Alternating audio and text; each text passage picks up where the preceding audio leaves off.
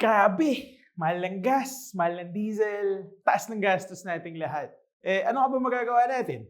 Ganun talaga di ba? But don't you worry because we have here today 9 fuel-saving tips that can help you guys cut your expenses amid these rising fuel prices.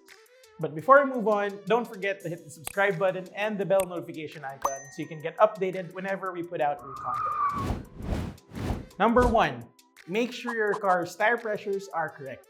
So ito, medyo na-overlook to ng maraming motorista. Ang hindi nila alam ay pag sala yung PSI reading ng gulong mo, either mas mababa or mas mataas, ay nakakadagdag to ng rolling resistance. Makakabawas to sa fuel efficiency ng sasakyan nyo. And not to mention, posibleng dangerous din siya. Number 2, remove excess cargo. So ito, isa pa to, na-overlook din ng mga tao. Kung kunwari, hindi mo naman kailangan yung isang box ng excess na gamit sa sasakyan mo, bakit mo pa dadalhin, di ba? Pupunta ka lang ng grocery kung ano-ano pa bit-bit mo. Keep the essentials.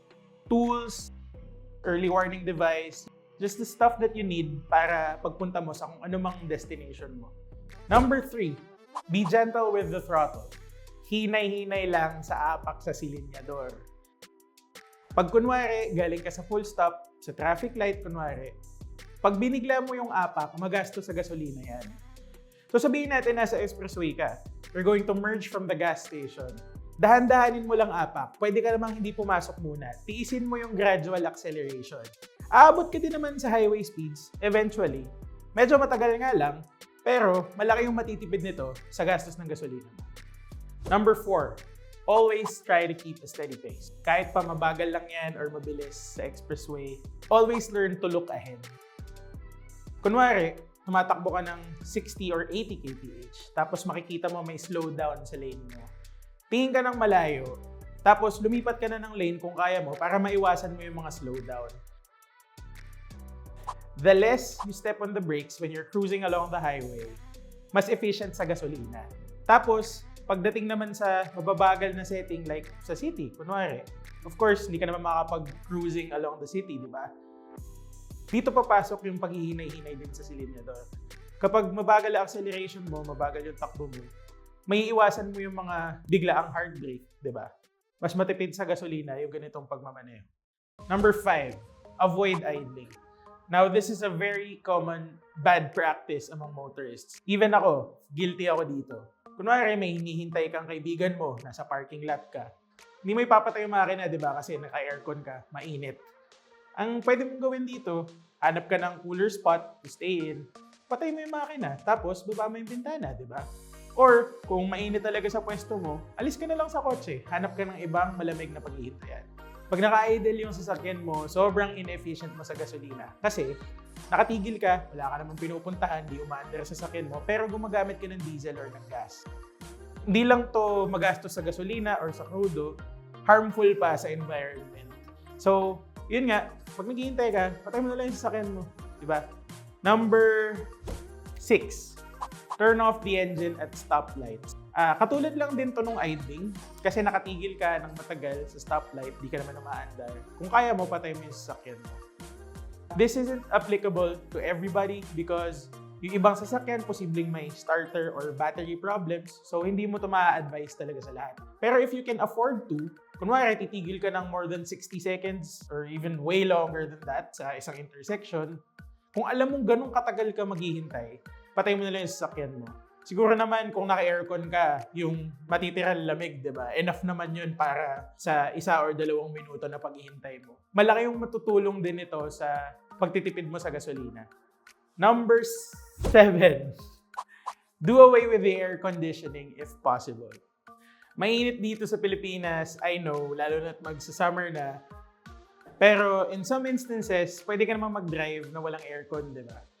For example, driving at night or driving along less polluted provincial highways, okay din mag-enjoy ng fresh air paminsan-minsan, di ba? Number 8, if you can, schedule your trips accordingly para makaiwas ka sa peak hours, makaiwas ka sa traffic. Kung marami kang pupuntahan, kung gusto mo, plano mo rin yung ruta mo para mas efficient ka sa paglabas mo. Now, if you have lots of errands, kunwari this week, you have to get the laundry tomorrow or buy groceries the next day, why not do them all in one day, right? makakatipid ka na sa gasolina, mas efficient ka pa sa oras mo.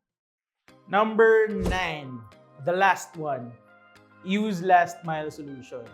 Try using bikes or electric kick scooters.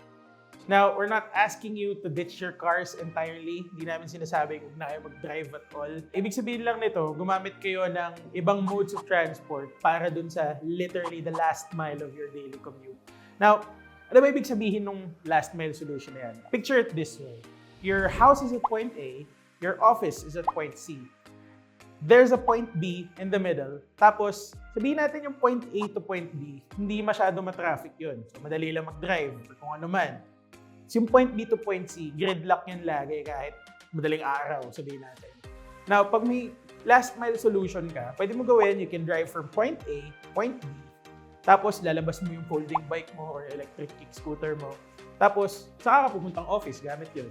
So, point B to point C, makakaiwas ka na sa traffic, makakatipid ka pa sa oras. Now, again, like the other tips in this list, hindi to applicable sa lahat. Hindi tayo lahat marunong mag-bike, hindi tayo lahat mag-electric kick scooter. But this is an option you can look into. Especially since marami ng bike lanes na lumalabas. There are infrastructure in place to help alternative mobility solutions like these. I'm sure it's gonna be a lot of fun then. Try biking or taking the electric kick scooter to the office. It's gonna be cool, it's gonna be fun. So ayun, 9 fuel-saving tips para sa ating motorists para makatulong makatipid ngayong mahal ng krudo at gasolina.